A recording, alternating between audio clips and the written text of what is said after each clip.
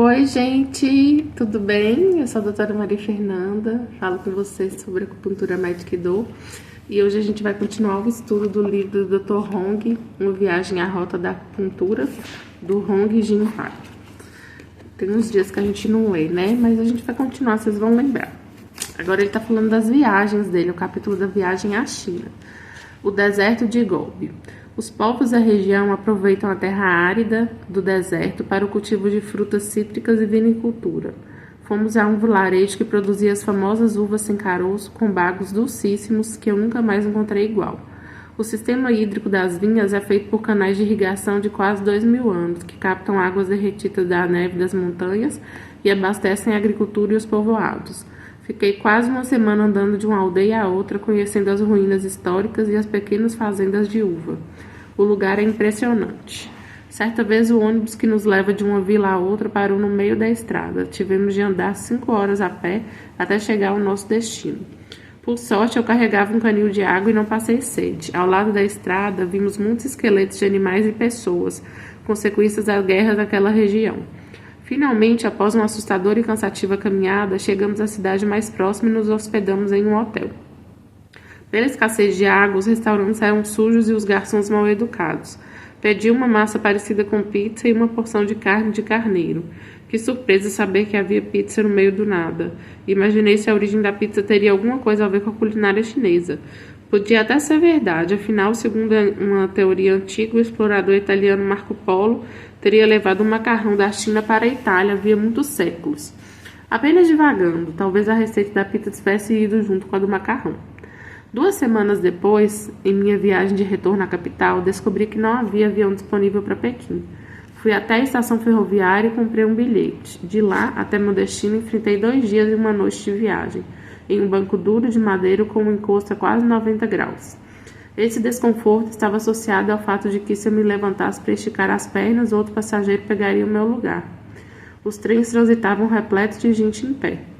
A condição do ar também era péssima. Além dos fumantes, que eram quase todos passageiros chineses, o trem era do tipo Maria Fumaça. Fiz uma caminhada no interior do trem e vi um turista norte-americano dormindo tranquilamente em cima do chão molhado pelo vazamento do banheiro daquele vagão. Apesar das péssimas condições de higiene, aquele era o lugar mais calmo do trem. Como estávamos em grupo, conseguíamos nos revezar nos assentos e vigiar os pertences uns dos outros.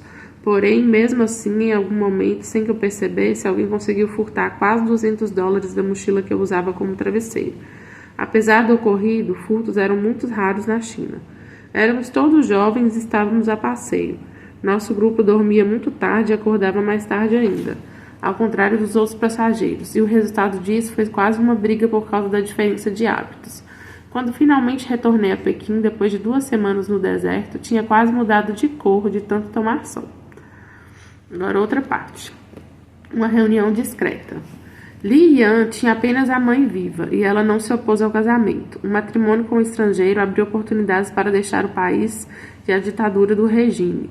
Grande parte dos chineses gostariam de uma chance daquelas. Apesar de terem feito de tudo, as pessoas da universidade não tiveram sucesso em boicotar meu casamento. Então passaram a inventar notícias a meu respeito para minar o interesse da minha noiva por mim. Primeiro espalharam um boato de que eu tinha filhos no Brasil, até inventaram o nome das crianças. Depois disseram que eu era casado. Foi preciso meu pai enviar do Brasil uma certidão de solteiro para que eu pudesse esclarecer o mal-entendido. Foi expressamente proibida a entrada de qualquer pessoa no casamento para que o fato de uma chinesa casar com um estrangeiro não fosse estimulado. Na mesma semana do casamento, me mudei para a casa da minha sogra e comecei os preparativos para o retorno ao Brasil. No final do estágio avançado, recebi um convite para comparecer à formatura do curso de acupuntura. No evento estavam presentes autoridades governamentais e outros figurões. Era a 2ª turma dos formandos e o acontecimento foi cercado de pompas. Mas devido às discussões e calúnias, além do bate-bocas incontáveis com a administração do hospital, resolvi não comparecer. Minha ausência não passou despercebida. Os chineses gostam de aparência e a minha falta foi a gota d'água da paciência da direção do hospital. Deram-me apenas uma folha de manuscrito comprovando que eu estudei lá. Embora essa atitude tenha me aborrecido, não prejudicou em nada a minha formação. O que tinha de aprender havia sido aprendido. Desculpa. E eu saía da China satisfeito.